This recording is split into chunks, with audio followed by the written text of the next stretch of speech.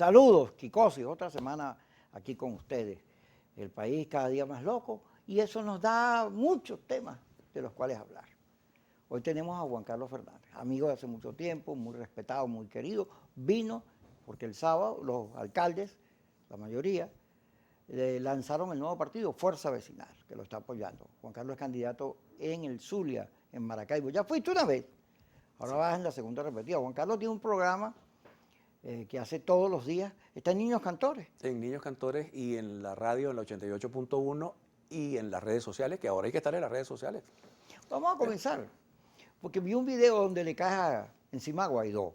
Guaidó da una declaración a ABC, si mal no recuerdo, muy torpe, porque dice que a Maduro hay que amenazarlo más todavía. Entonces, la idea de quitar las sanciones no es porque estás convencido de que hay que abrir juego, sino, es lo mismo, el mismo discurso ese retrechero. Pero además dice que el CNE es lo mismo, que es un organismo dependiente. Y vi que le caíste encima. Yo dije, ay, Juan Carlos me metió en Honduras. Bueno, primero agradecer que me hayas invitado a tu programa y un gran saludo a todos ustedes venezolanos que nos ven desde acá, desde Globovisión. Es que uno está obligado a llamar a la conciencia, no fue un cuchillo de despellejador de llanero con una vaca, no, fue un llamado a la atención. Tú no puedes tener un discurso contradictorio. Ahí está Picón. Picón es un hombre respetable. Ahí está Enrique Márquez, ahí está Francisco Martínez. Son 5 rectores. Por primera vez se logra, llevados por la sociedad civil.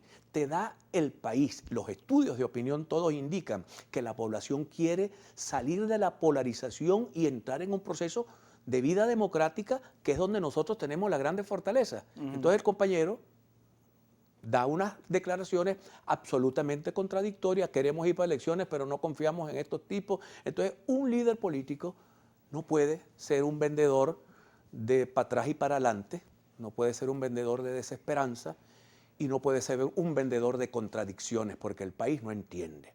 El país que tanto está sufriendo, la gente que nos está viendo, mira, yo acabo de pasar para llegar a Caracas por todo Falcón, por toda esa costa falconiana, y en la entrada de Chichirivichi nos paramos a comernos algo ahí y le pregunté a un señor, ¿cuál es la actividad económica actual acá? Y el señor me miró y como diciéndome, bueno, usted es tonto, ¿qué actividad económica hay acá? Aquí lo que hay es una quiebra colectiva, entonces nosotros tenemos la responsabilidad de mirar a la gente, y no de mirar tanto a las élites. Las élites han cometido muchos errores y tenemos que reconocer los que hemos cometido errores y que en muchas ocasiones, nos hemos puesto de espalda a la gente. Yo creo que llegó el momento de abrir un espacio para que la gente tenga una opción de vida en Venezuela. Porque ¿cuántos se han ido? 5,5 millones. ¿Cuántos quedamos? 26 millones. ¿Y qué vamos a hacer con los 26? Necesitan agua, necesitan electricidad, necesitan gasolina, necesitan empleo, sus hijos necesitan educación, necesitamos a las universidades abiertas. Entonces este pugilato, este extremismo, esta chocadera todos los días, un sector queriendo destruir al otro y el otro queriendo destruir al otro, ¿a dónde nos ha conducido? A que hay unas élites que están allí. Yo le he dicho a la gente, Maduro pone gasolina todos los días. Por cierto, saludo a Nicolás, que me dicen que ve mucho este programa. Saludo porque fuimos amigos en una época. Maduro pone gasolina todos los días. Tú fuiste yo fui del movimiento bolivariano revolucionario 200 hasta el 2000. Y también del MAS. Y del MAS, cuando se equivocaron. Entonces, ¿cuál es mi visión? Las élites no hacen cola para poner gasolina. La cola para hacer la gasolina la hace la gente pobre. El profesional que está quebrado, que era clase media y ya no es clase media. No tienen agua, se tienen que ir a los parques a buscar un tubito por allá en Maracaibo. Aquello es vergonzoso, ver a Maracaibo. Les quiero decir a los maracuchos que me están viendo, estuve en San Diego, he recorrido buena parte de Caracas, Chacao. Maracaibo es un campamento minero desvalijado. Lo que han hecho con Maracaibo no tiene perdón. Algunas cosas matizadas, pero en lo profundo es una ciudad sin asfalto, sin agua, sin electricidad, con las empresas quebradas. Y eso me hizo venir a Caracas y me hizo venir a conocer este grupo de jóvenes exitosos que han gobernado en crisis, que han gobernado en medio de una cosa horrorosa, con mucho menos recursos, sin actividad económica, pero se las han inventado, no se han puesto a llorar. No son, como decían, las viejas plañideras estas llorando. No, chicos, tienen una responsabilidad con su pueblo. Gustavo Duque tiene una responsabilidad con el pueblo de Chacao. el compañero de Maneiro, Morelito, tiene una responsabilidad con la gente de Pampatar. ¿Qué va a hacer? ¿Se va a poner a llorar o se va a poner a trabajar? Yo los veo trabajando y los veo haciendo y veo a esas comunidades en mejores condiciones que otras comunidades donde los alcaldes lloran o no sirven para nada. Porque tenemos un problema con alcaldes del chavismo en líneas generales. Tenemos también, hay luces y sombras, ¿no? Pero fíjate que el PSUV comenzó la inscripción de los candidatos y se dieron sus empujones. Y Diosdado salió y los puso en orden. Di Martino, en una encuesta, Di Martino y Arias Cárdenas salieron allá en el sur los dos primeros. Di Martino dice que se iba a aspirar. En el caso de Arias, a pesar de que hay unos memes circulando por las redes, él es fundamental en México. Puede ser que Maduro lo deje ahí porque México para Maduro es un país importante. Sin embargo, podrían regresar Arias Cárdenas y Di Martino, lo que hace complicado. No es igual pelear con Omar Prieto que pelear con Arias Cárdenas claro, en términos electorales. Ahora me dicen que Manuel Rosales, yo he visto las cuñas viejas que las volvieron a poner, pero me dice que hay reuniones, que cosas, que pareciera que va a ir. Y ahí me meto con el asunto que estamos hablando en la primera parte, que el interinato las tiene muy complicadas. A mí me dice que Vecchio, que vivía en Washington, se mudó para Miami porque no le atendían ni el teléfono. Entonces hay esta gira. Van ahorita para Bruselas, según señaló Gerardo Blay. Borges se reunió con una figura importante del gobierno de Biden, es lo más que lograron, porque lo demás, Rip Scott y el señor de la OEA, Almagro, por Dios, eso no es. Pero se ve que Leopoldo está tratando de presentar que ellos tienen fuerza todavía para poner y quitar las sanciones. Sin embargo, si AD, que va, por cierto, le van a dar su tarjeta a la de Henry Ramos estos días, según se dice, y luego Manuel va a elecciones y hay parte de Primera Justicia, Mardo, que me dicen que Capriles estuvo el fin de semana con él en Maracay, bueno, puede que el señor Guaidó se quede solo y Leopoldo se queden solo. ¿Y qué van a hacer con todos los pocos reales que manejan y el cuento? Y el problema de la negociación, fíjate. Ellos dicen, la negociación, vamos para no... Pero es que el Maduro no quiere reunirse con ellos nada más. Maduro ya tiene una negociación con Capriles, con la Alianza Democrática que ha venido avanzando y tiene sus logros. Entonces, bueno, ok, vamos a reunirnos, pero tú eres un factor más de la oposición. Pero Guaidó cree que tiene las mismas fuerzas de antes y no es así. No está en las mismas condiciones, lo dicen las encuestas. Mira, has tocado diversos temas, todos muy interesantes. Vamos a comenzar por este último de Guaidó. ¿Cuáles han sido los errores? En la campaña de las parlamentarias, cuando comenzamos, un sector de los dirigentes políticos y sociales del país a decir no podemos dejarle la Asamblea Nacional a esta gente, la respuesta de Juan fue el 6 de diciembre yo estoy en Miraflores. Ya estamos comenzando julio, vamos para julio y no llegó a Miraflores. La ayuda humanitaria entra sí o sí. Esta cosa tan triste de las chalupas estas por las costas de Barlovento y por ahí, yo no sé si el dron... La Operación Geredón. La Operación Geredón. Entonces, eso fue derrotado y fue derrotado con Trump, que fue quien les vendió esa fantasía tropical que después él mismo tuvo que reconocer, nosotros no vamos a invadir nunca Venezuela. Bueno, porque ya había logrado su objetivo en Florida, porque finalmente era un objetivo electoral de Trump en la Florida. Y a nosotros, los venezolanos tenemos una cosa, yo en esto tú y yo sé que con ustedes coincido, con casi todo. A los venezolanos no queremos ser lacayos de Cuba, ni de los rusos, ni de los chinos, pero tampoco queremos ser lacayos de los norteamericanos. Nosotros queremos ser un país soberano, un país que en el concierto de las naciones nosotros hemos tenido que bregarnos aliados, pero son aliados que hoy son muy racionales. Mira, Europa y Estados Unidos ahora están en una misma dirección. Venezuela es problema de ustedes venezolanos. Nosotros vamos a colaborar con la negociación. Prepárense para ir a los procesos electorales. Abandonar los procesos electorales, que es un segundo tema que has tocado. ¿A dónde nos ha conducido la abstención? La abstención indefinida, como si fuese la reelección indefinida. ¿A dónde nos ha conducido? Somos más fuertes como oposición con esa política equivocada. Yo voy a las asambleas en Maracaibo, Kiko, una asamblea donde van 300 personas y 250 tienen más de 60 años. Ninguno puede ir a una guerra, todos pueden ir a votar. Entonces tu capital está ahí moviliza a esa gente, llévala a votar, garantízate elecciones libres y vas a hacer muchos mejores roles y le vas a dar mejor respuesta a la población que quedarte en la casa con los brazos cruzados. Vamos a ir al corte y regresamos para discutir todos estos asuntos, que a la gente le encanta, por cierto. Sí. Yo me encuentro en la calle y me dice, yo a veces no estoy de acuerdo con usted, pero me encanta que usted plantee los temas que son parte fundamental de la política. Hay que discutir el país. Así es, ya regresamos. Juan Carlos Fernández con nosotros.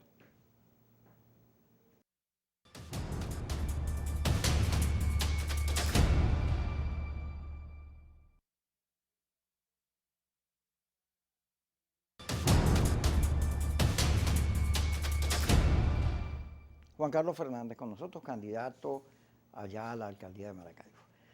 Juancito, fíjate, hablando de la política, este cuadro de la negociación ha influido para que el país en las encuestas, acabo de ver la de Varianza, pero ya Data Análisis lo decía, el 80% está contra Maduro, ya no es verdad. El país está mal, 99% siente que todo eso cambió. Porque ha aparecido una cierta racionalidad, una esperanza, porque antes era una lloradera, ya sea por la gente que se nos perdió en el coronavirus, que es muy doloroso. Yo padecí el coronavirus, ¿a ti te dio? Sí, me dio. Bueno, y he perdido familiares, lastimosamente, por culpa de la enfermedad. Y la gente que se fue, por cierto, la mamá de Armando Mengual, amigo nuestro allá en Valencia, se murió por coronavirus. Y más, mi respeto. Mira, entonces la gente que se nos ha ido, los familiares, los hijos, los hermanos, los amigos, la situación económica, gas, agua, luz, todo eso. Pero ahora la gente, hay un porcentaje mayoritario en el país que cree que la cosa puede mejorar. Y tiene que ver con la posibilidad de negociaciones y de soluciones electorales y pacíficas. Porque la gente se dio cuenta que le habían mentido, que toda esa cháchara de la ONU, del TIAR y la cosa, y del Nobel, era muy de agitación, pero no tenía sustento político, porque la estrategia, ok, tú hiciste un plan, 60 países, Trump, etcétera, pero no se te dio, no lo lograste. Entonces no puedes seguir en la misma sin reflexionar. Mira, brevemente, en el año 2005 yo fui candidato a la Asamblea Nacional en aquella decisión de abandonar la primera abstención que tuvimos. Y yo estuve al año siguiente en Boston, Massachusetts, en una reunión con expertos de Harvard y dos señores, profesores que han pasado toda su vida, ya eran ancianos estudiando Latinoamérica, me dijeron, nos insultaron, nos trataron muy duro. Nunca me habían insultado unos gringos con una traducción en español que moregiró los insultos. Ellos decían, toda América Latina estaba plagada de dictadores y ustedes en Venezuela votaban. Ahora toda América Latina tiene gobiernos que se eligen por elecciones y ustedes decidieron no votar. Ustedes no son demócratas, me gritó aquel señor. A mí me impactó y eso ha sido un análisis que he venido haciendo desde esa época para acá, que era lo que te decía cuando terminamos el anterior segmento. ¿Para qué nos ha servido abstenernos? Usted tiene más agua en su casa, los recursos, o sea, hay cosas, pienso en la pirámide de Maslow. Abajo están las necesidades básicas de la gente. Eso es lo más esencial, eso es lo principal. Yo no puedo estar feliz porque hay una sanción que tiene a mi pueblo haciendo cola para echar gasolina, porque Maduro no hace cola para echar gasolina. Yo no puedo estar de acuerdo con una sanción. Fíjate tú, el gobierno norteamericano emitió una licencia para permitir que se compraran insumos para el COVID, o sea que no lo podíamos hacer. Porque si la permitieron era que no lo podíamos hacer, pero nuestro pueblo está sufriendo por eso. Entonces a mí esas sanciones generales llevan desolación, tristeza, empobrecimiento general y no han servido en Corea del Norte, no han servido con Cuba, no han servido con los iraníes, no le han servido con Putin. Entonces vas a seguir cometiendo los mismos errores indefinidamente. Sobre todo, lo fundamental para mí es que una sanción que pone a sufrir a la gente es una sanción mala que hay que rechazarla absolutamente y decirle a los amigos norteamericanos, hay otros caminos para alcanzar los objetivos sin crearle sufrimiento a la población. Y yo creo que el presidente Biden lo ha entendido. Claro, él no va a desmontar la política completa porque los norteamericanos no funcionan así, pero hay un proceso de evolución en la política norteamericana que ahora se alineó con Europa para decir lo que te decía y lo que les comentaba anteriormente. Vayan al juego, hagan la política, no hay insurrección, no hay drones, no hay golpes de Estado, no hay nada de eso.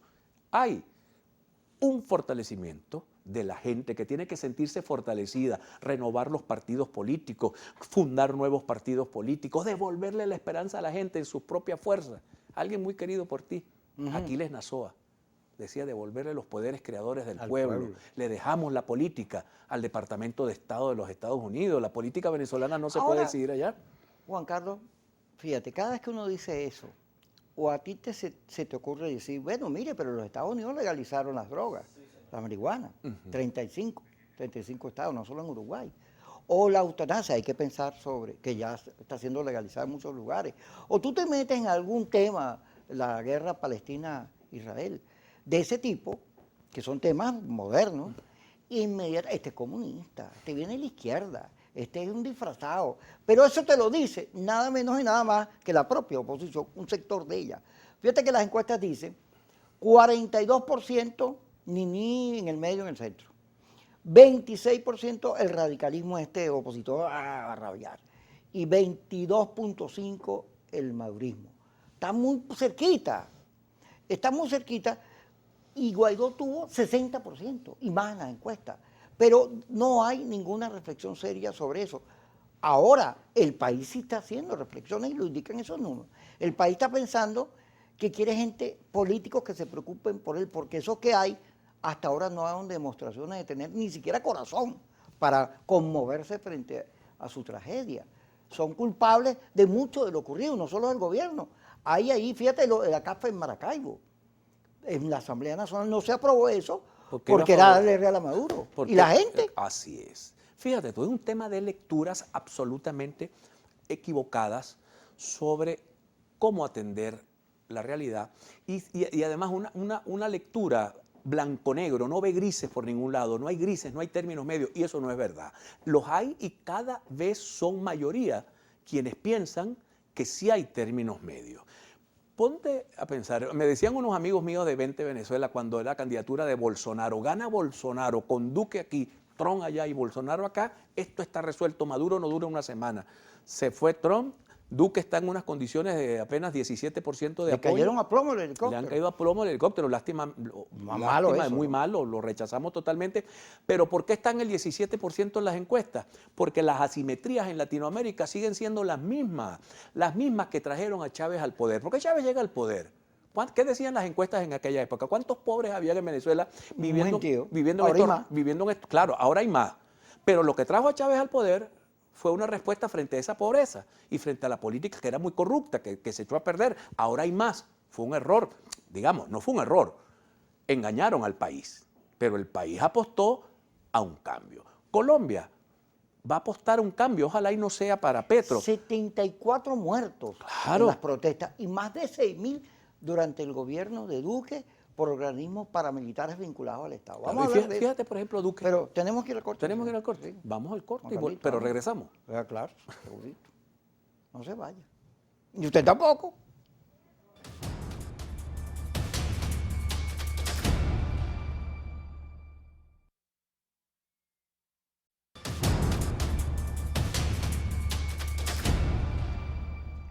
Seguimos con Juan Carlos aquí Fernández, candidato en el Zulia a la alcaldía. Fíjate, Simón García escribe un artículo diciendo que en el proceso de pelea con Maduro se perdieron, se sacrificaron los valores democráticos, los debates, la búsqueda de un mejor país, el entendimiento, porque la rabia era tal que cualquier cosa con tal de fregar a Maduro.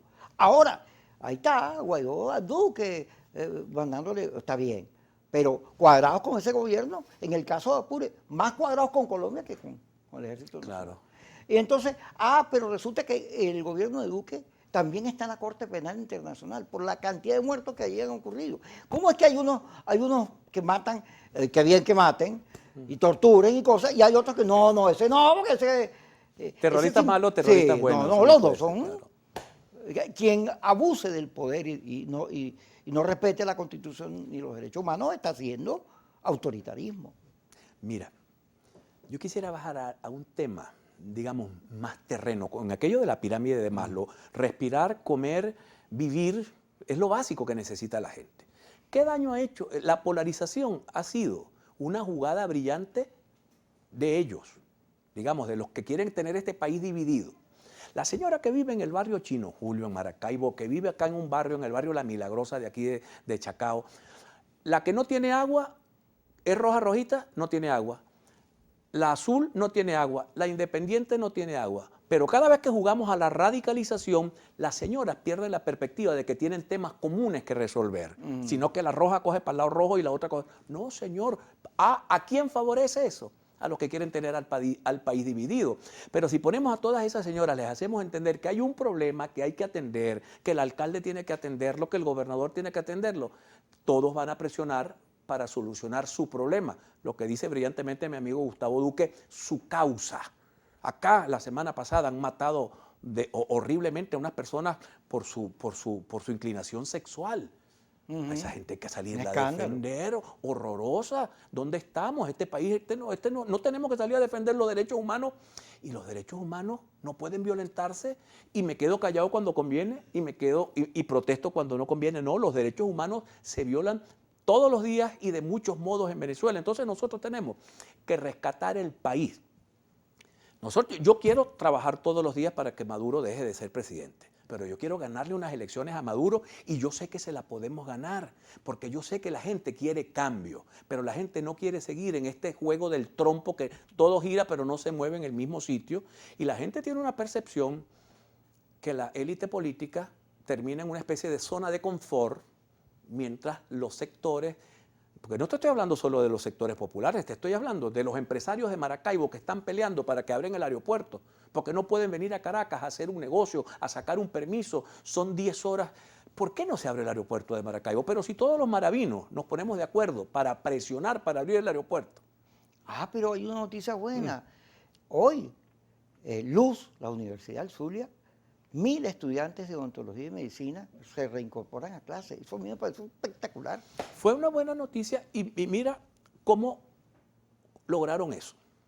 La universidad no tiene presupuesto, no puede, no sobrevive. 0 presupuesto, eso es muy malo.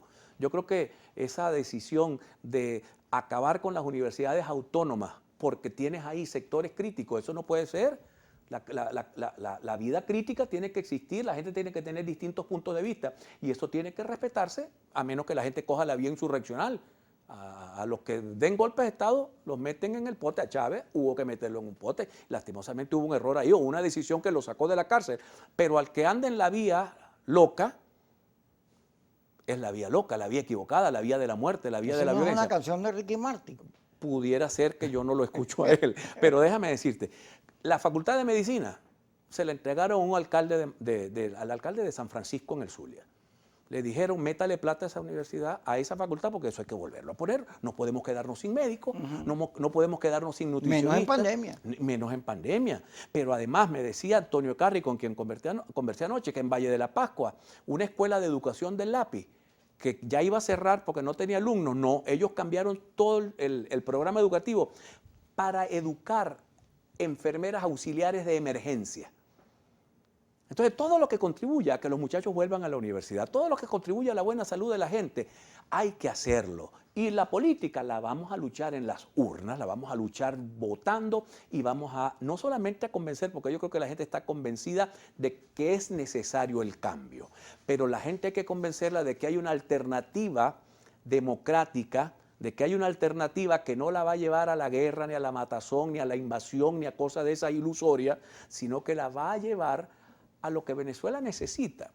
Tú hablas con el ciudadano común de Valera, una señora en Valera, y dice, señora, ¿qué desea usted en la vida? Bueno, yo deseo trabajo y yo deseo que los hijos vayan a la escuela, porque la única manera de salir de pobre es que los hijos estudien. Entonces, la vida cotidiana del ciudadano, la vida del empresario, del pequeño empresario, de los muchachos de los trucks estos de Chacao, de las ventas de comida en los camiones, ¿qué necesitan? Que los dejen trabajar, que el gobierno eche para atrás, que no los moleste. Ellos pagarán sus impuestos y cuidarán, pero generan empleo. Y cada empleo que se genere es un pobre que tú sacas de la pobreza. Ahora fíjate, el cambio necesario en la política, porque hay un rechazo enorme hacia el liderazgo. Tú ves las encuestas de análisis y nadie se salva. Todos tienen por encima del 69, 70% de rechazo. Todo, gobierno y oposición. Pero el gobierno, como tiene el poder del Estado, juega lento pero va resolviendo. Entonces tú ves que los bolsistas, no, la vacuna, que no la trajiste, te la comiste, la partidizaste. Ahí están vacunando. Y entonces hay un anuncio que hace Tarek Aizami en Bloomberg, entrevista, donde dice, para julio está resuelto el tema de las bombas, autoabastecimiento de gasolina, y además en el transcurso del año vamos a llegar a 1 millón de barriles, esto ya lo he venido diciendo, lo que significa recuperación de ingresos, porque hay nuevos empresarios de distintos países interesados en nuestro petróleo. Ah, pero hay una gente jugando, no, que se friegue, que le vaya mal, pero es que el otro también juega. No puedes hacer política pensando en un destino fatal. Todo, es que hay que terminar abajo, como si el barranco tuviera final. Porque resulta que tú mismo haces que el otro tenga victoria, que no lo son. Tú no puedes jugar al dolor de la gente, al sufrimiento de la gente, esperando que la gente se alce. Pues yo creo que Capriles lo dijo en estos días brillantemente. Mientras más pobre la gente, más depende de la bolsa. Más tiene que hacerle así al gobierno porque necesita la bolsa y eso es absolutamente comprensible con el que tiene hambre. Entonces eso que empobrece a la gente no tiene sentido. Mira, este tema de la gasolina, ayer yo fui a visitar a un amigo tuyo en Catealamar y llegué a comprar gasolina a una estación, al Cachalote, que es amigo tuyo, le enviamos un saludo, fui con mi querido amigo Delgado. ¿Sabes cuánto? Bueno, eso lo sabes tú, con Jorge Delgado, pero ven acá, los que me están viendo en el Táchira, los que me están viendo en Maracaibo, ¿saben cuántos carros habían en la cola? 5. ¿Sabes cuánto te toca en Maracaibo para echar gasolina? 2 días con sus noches. Que tienes que morir allí. La gente se lleva hamacas, la cuelgan en las calles. ¿Juegan dominó? Juegan dominó, tienen que hacer sus necesidades allí porque no pueden quitar el carrito porque pierden el cupo. Los tipos los sobornan para venderles el puesto, después les sobornan para venderles gasolina. Eso hay que solucionarlo. Si el Aizami me dice que el mes que viene vamos a tener gasolina y no vamos a hacer esas horribles colas que le quitan el empleo, que le quitan el sueño, que acaban con la vida normal de la gente, yo no me voy a poner bravo. Eso no significa que yo voy a salir mañana a votar por el Aizami ni por Maduro. No, pero yo quiero que mi pueblo viva mejor. Yo no quiero que mi pueblo sufra. O sea, yo no lo aceptaría jamás, ni lo acepto, lo rechazo, lo reclamo a quienes han jugado a que el dolor de la gente sea la salida política, porque eso es inhumano y anticristiano, diría yo. Así es. Vamos al corte y regresamos aquí con Juan Carlos Fernández hablando de todo, como los locos, énquicos.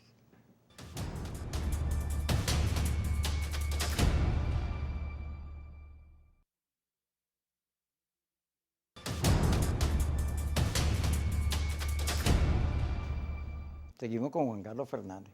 Me agrada oírte hablando con claridad de que primero es la gente, primero son los venezolanos. No puedes hacer política pensando nada más que en el tema poder y los venezolanos que se frieguen. Porque además eso no habla de conceptos democráticos, eso habla de otra cosa, porque yo soy el iluminado, el que tiene la razón, y los demás que se frieguen. Ahora, eso es una reflexión necesaria. Alguien en algún lugar, a esos sectores radicalizados, que por cierto, algunos de ellos están pidiendo tarjeta en el CNE y pareciera que se las van a dar, tiene que entender que no es que yo voy a votar porque no me queda más remedio, sino que el concepto de democracia tiene una cosa que lo hace real. O sea, tienes que creer de verdad en el voto, tienes que fajarte. El tema del voto no es que a mí me roben o no me roben el voto. Yo voto porque creo que las mayorías tienen las posibilidades de gobernar y de corregir y de cambiar la política con el voto. Y porque además yo no, como tú dices, yo no soy militar, ni quiero serlo. Respeto mucho a los militares, pero yo soy periodista, yo no soy militar. Y aquí la mayoría es civil. Ahora hay una gente que desprecia a las mayorías. Desprecia a los pobres, chicos. ¿Tú no viste cuando se murió Aristóbulo? Ese negro. Una cosa horrorosa. Horrible. La persona se murió. Sí, entonces, pero esa misma gente es la que anda... no, porque tú perdonas a Maduro. Bueno, sí, yo perdono a todo el mundo, porque según el pensamiento cristiano, el perdón es una satisfacción, es un reconocimiento al cerebro, fundamentalmente. El cerebro que es el que hace, oye, me equivoqué, no me equivoqué, fui muy abusivo, etc. Ahora que hay gente que ni siquiera eso. Pero además hay algo fundamental. Voy a ser yo diferente comportándome igual que lo que rechazo, pareciéndome a lo que rechazo. Eso no tiene ningún sentido, alegrándome de la muerte de alguien, alegrándome de la desgracia. No, chico, eso no. Ese país ese país quedó en el pasado, en mi opinión. Y esos sectores radicales de ambos sectores van a quedar en el pasado, los va a rechazar en el país. Mira, el alcalde de San Diego tiene un programa, Tu ciudad es tu casa. Ese es su lema. Él trabaja para convencer a la gente de San Diego, y lo está logrando con eficiencia, que la casa es la ciudad grande, que hay que cuidarla, que podemos hacer mecanismos de participación ciudadana para mejorar todos los espacios, para que la gente viva mejor. Aquí Gustavo está haciendo pozos de agua. ¿Para qué? Para conectar edificios, para que a la gente no le falte el agua. ¿A la gente eso no lo agradece? Pues claro que lo agradece. Morel en Pampatar tiene un programa de salud. Es una maravilla, pero además acá en Chacao le entregaron a la gente, a los de la tercera edad, unos collares con un aparatico electrónico. Te da un dolor en el pecho y le das al botón, inmediatamente estás conectado con Salud Chacao. Esa es la labor de los alcaldes, chicos, para poder yo demostrarle al país de que yo soy mejor que Maduro, o mejor que, no que Maduro, pues no quisiera ese pleito personalizado, ese pleito A contra B, porque ya eso este país no lo quiere. Pero para yo poder explicarle a la gente que yo soy el cambio, yo tengo que ser mejor. Yo tengo que ser mejor y tengo que trabajar mejor, mañana, tarde y noche, en el discurso, en los hechos, en el pensamiento, en la palabra. Yo tengo que decirle a este país, hay una esperanza. Todos cabemos, no nos podemos matar, eso no nos sirve para nada. Hay que llevar agua, electricidad, calidad de vida, esperanza. Esperanza a esa señora de la cual yo te hablaba, que finalmente lo que quiere es ver a su hijo graduado de doctor y bien preparado para que, como hacíamos en alguna época en este país, yo vengo de un barrio, yo nací en el barrio Sierra Maestra de Maracaibo, y el techo de la casa se cambió cuando nos graduamos en la universidad. Si no nos hubiésemos graduado, el techo hubiese sido el mismo. Me recordaste a la abuela. La abuela en Los Chaguaramos, donde ella vivía, tenía en la sala los títulos profesionales de sus hijos, los que se graduaron. Porque eso era un orgullo. El orgullo, y esa era la única posibilidad de cambio. La movilidad social solo se da por ahí, por lo industrioso. Mira, hay una frase de Benjamin Franklin que a mí me parece maravillosa. Él decía, hacer un país. ¿Qué se necesita para hacer un país? Estudio, trabajo, ahorro, él decía, y temor a Dios, porque él era muy religioso, era calvinista. Pero eso es lo que necesita un país: estudio, trabajo, calificación de la gente, ahorro nacional, para no seguir botando en la corrupción los recursos nacionales. Este país no es rico, es una gran potencialidad, pero si queremos volver a ser prósperos, tenemos que hacer primero un plan nacional para ser más prósperos de lo que éramos, porque a mí no me gustan los cerros de Caracas. No me gusta el barrio La Milagrosa de Valera. Yo creo que ahí la gente vive muy mal, así como viven aquí atrapados entre el coqui y la pobreza ahí en la Cota 905. Yo creo que esa gente merece un país mejor. Y los políticos, y los dirigentes sociales tienen que hablarle a la gente de un país mejor, de un país que se puede construir, que se puede hacer. Y tenemos que ponerle una camisa de fuerza a los locos de todos los bandos. Ajá, vi las encuestas en Maracaibo. En Maracaibo tú apareces muy bien. También Alaimo aparece bien. Y Evelyn, que me gusta, yo a Evelyn la quiero mucho. A Manuel Rosales le he ido cogiendo como idea, porque yo pensé que él era un gran político, y lo que me ha demostrado es todo lo contrario. Pero aún así le guardo mucho respeto. Ahora, en la gobernación, bueno, está el regreso de Arias Cárdenas. Va a ser complicada la elección porque la plataforma opositora va a ser múltiple. Van a haber candidatos de varios lugares. Y pareciera que el tema de la unidad, como que a nadie le importa eso, porque ¿cómo me uní yo con un tipo que quiere ayudar a Maduro, que tiene ese discurso, ese izquierdosa comunista? Pues todas esas cosas locas aparecieron con Trump, y hay gente que se las compró y se las comió. Entonces, la unidad tiene sentido con tanta diferencia. Hay 115 partidos de oposición entre los que están listos, los que vienen, porque en estos días van a entregar unas tarjetas. Me dicen que la tarjeta de la MUP vuelve, la de la manito, etcétera. Pero oye, eso habla de una dispersión. ¿Producto de qué? Producto de la política binaria, producto de la incomprensión, producto de los cogollos también, que los hay allá. ¿Te acuerdas que Chávez decía de eso? Las cúpulas podridas. Las hay allá y las hay acá, los hegemones. Entonces, como al dueño del circo que le crecen los enanos, les comenzaron a crecer los enanos a los que querían manejar la política nacional. Entonces hoy hay dirigentes en todos lados que comienzan a emerger y a decir, vamos a corregir, nos hemos equivocado. Primero, digámosle a la gente, una de las cosas más valiosas que tiene un político es su capacidad de decir, perdónenme, me equivoqué. Mandela lo hizo un montón de veces. Mandela fue tan reflexivo que cogobernó con de Klerk. Después que de Klerk lo tuvo 30 años en una cárcel metido, pero él sabía que no había salida para el país si seguían dándose a matar. Y lograron sacar a Sudáfrica de un hueco profundo en el que lo tenía metido el apartheid, una población negra mayoritaria gobernada por una población blanca minoritaria. Entonces cuando tú te metes y miras los barrios de Caracas y miras las urbanizaciones populares de Caracas y de cualquier ciudad del país, tú tienes que decir, como decíamos hace muchos años, ahora que la tortilla se devuelva, no para vengarse de nadie, no, a los empresarios hay que protegerlos. Pero yo le he dicho a los empresarios amigos míos de Maracaibo, si usted fabrica camisas, usted necesita que los pobres puedan comprar camisas, porque si no, usted como empresario no va a progresar. Entonces, que yo necesito que mi gente tenga calidad de vida. Eso es lo principal. Eso es lo principal y eso define la política, eso define el sistema. Porque hay una cosa fundamental, permíteme, Kiko, que es la democracia. Pero dila cuando regresemos. Pero vamos a regresar, nos queda, ¿qué dice Yesenia? Nos queda ya están mandando mensajes por Twitter, déjalo hablar, Kiko, ese es el que necesitamos. Ya, esta es la familia Juan Carlos. Ya regresamos.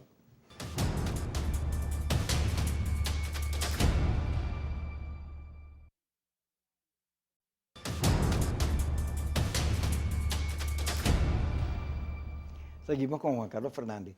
Tiene un discurso optimista. ¿Qué posibilidades hay de ganar Maracaibo? Porque el gobierno va a ir con un solo candidato y la oposición como con no sé cuántos.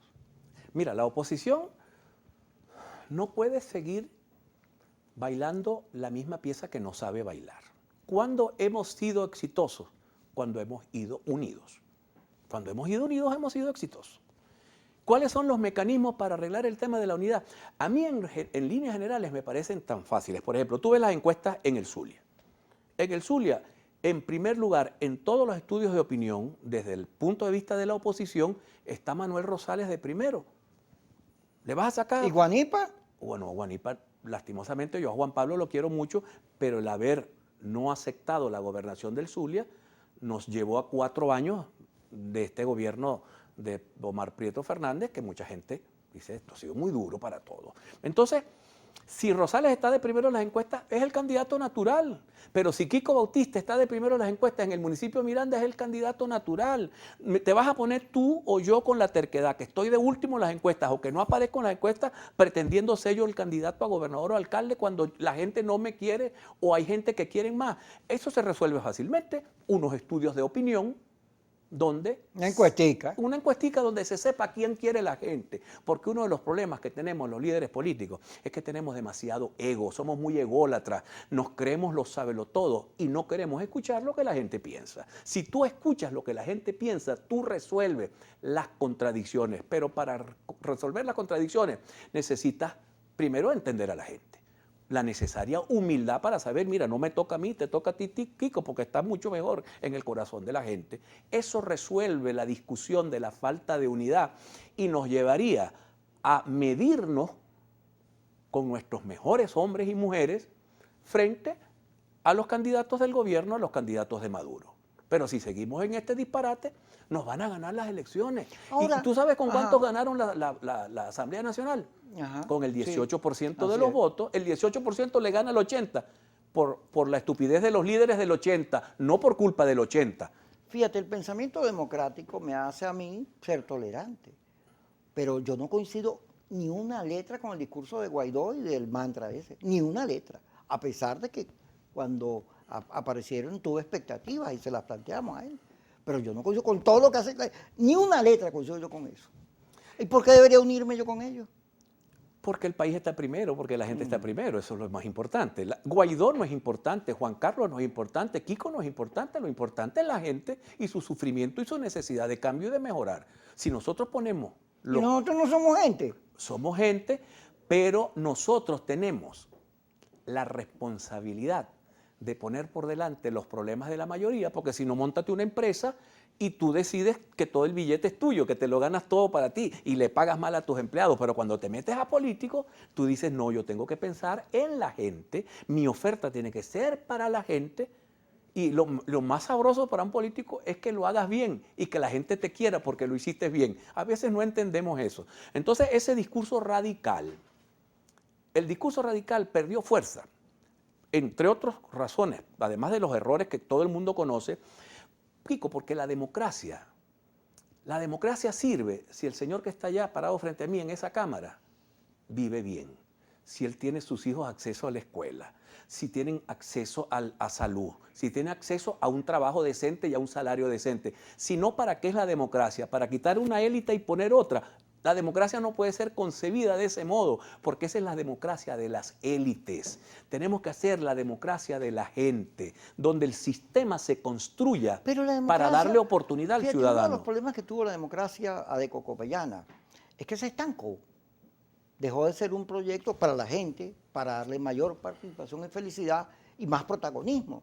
Al final, los partidos se cocinaron en su propia salsa. El poder se debatía entre tendencias, que se iban puñaleando. Pero fue creciendo, primero, una gran masa de gente que no tenía comida, de pobres, que nadie los miraba. Ahora, esos pobres que Chávez convirtió en protagonistas, hoy son inmensamente mayoritarios. Y quieren un cambio. Y quieren vivir bien. Como lo querían en aquel momento. Porque la gente tiene razón en sus anhelos y en sus sueños y en su deseo de vivir mejor. La gente siempre ha tenido la razón. Lo que lo hemos hecho equivocadamente son... Eso decía Caldera. A los que nos el ha tocado pueblo la nunca se equivoca. Claro, no se equivoca porque, como te decía, la señora de Valera que Pero quiere... tú no has visto una gente que escribe en las redes, pero felices, orgullosas, llenas de Dios, porque están imbuidos en una cosa. Ay, ese pueblo peruano que votó por ese comunista analfabeta, ¡qué asco! Es que el pueblo se equivoca. Tú lo ves diciendo eso. ¿Por qué votaron por Pedro Castillo? Habría que buscarle una explicación por qué votaron por Pedro Castillo.